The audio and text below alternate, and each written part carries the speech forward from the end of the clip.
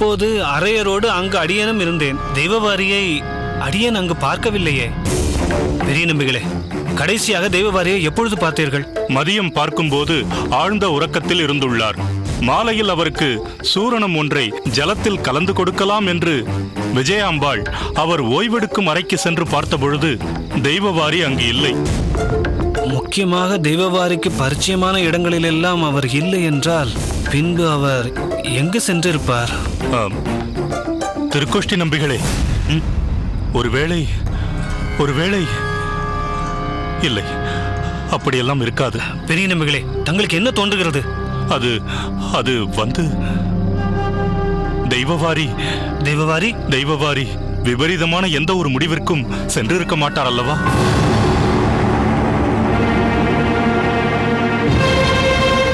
பெரிய நம்பிகளே, தாங்கள் நினைப்பது போலெல்லாம் தெய்வவாரி ஆண்டான் நடந்து கொள்ள மாட்டார்.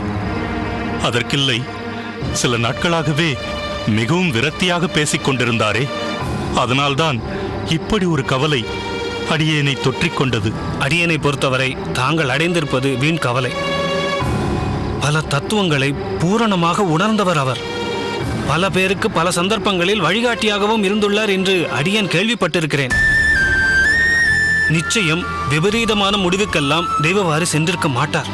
சரி, நல்லதையே நினைப்போம். ஆனால் பொழுது விடிவதற்குள் தெய்வவாரி நம் கண்களுக்கு புலப்படவில்லை என்றால் அனைவரும் கேள்வி கேட்க ஆரம்பித்து விடுவார்களே. தாங்கள் கூறுவது முற்றிலும் உண்மை. ஊர் எப்படி வேண்டுமானாலும் பேசும். இப்படி நம்மை சங்கடத்தில் ஆழ்த்திவிட்டு அவர் எங்கு போயிருப்பார்? அடியனுக்கு ஒன்று தோன்றுகிறது. சொல்லுங்கள் அரையரே.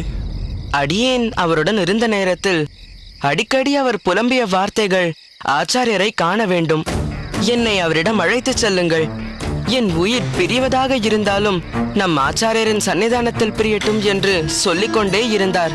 அது இன்னும் என் காதில் ஒலித்துக் கொண்டே இருக்கிறது. அப்படியென்றால் தாங்கள் சொல்ல வருவது? தெய்வவாரி திருவனந்தபுரம் நோக்கி புறப்பட்டிருக்கலாம்.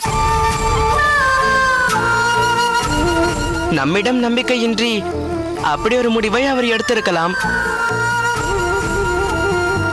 பெரிய நம்பிகளே, அரையரின் அனுமானம் அடியேனுக்கும் சரி என்றுதான் படுகிறது.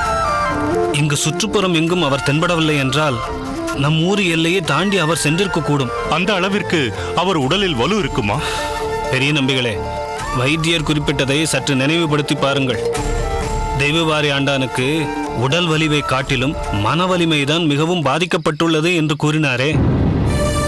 தற்போது எப்படியும் ஆச்சாரியரை தரிசித்து விட வேண்டும் என்ற எண்ணம் மேலோங்கி மனவலிமையை பெருக்கிக் கொண்டு புறப்பட்டிருக்கலாம் அல்லவா? அப்படி என்றால் நாம் இங்கேயே யோசனை செய்து தாமதிக்காமல் அவரை தேடி புறப்படுவதுதான் சரி என்று அடியனுக்கு தோன்றுகிறது.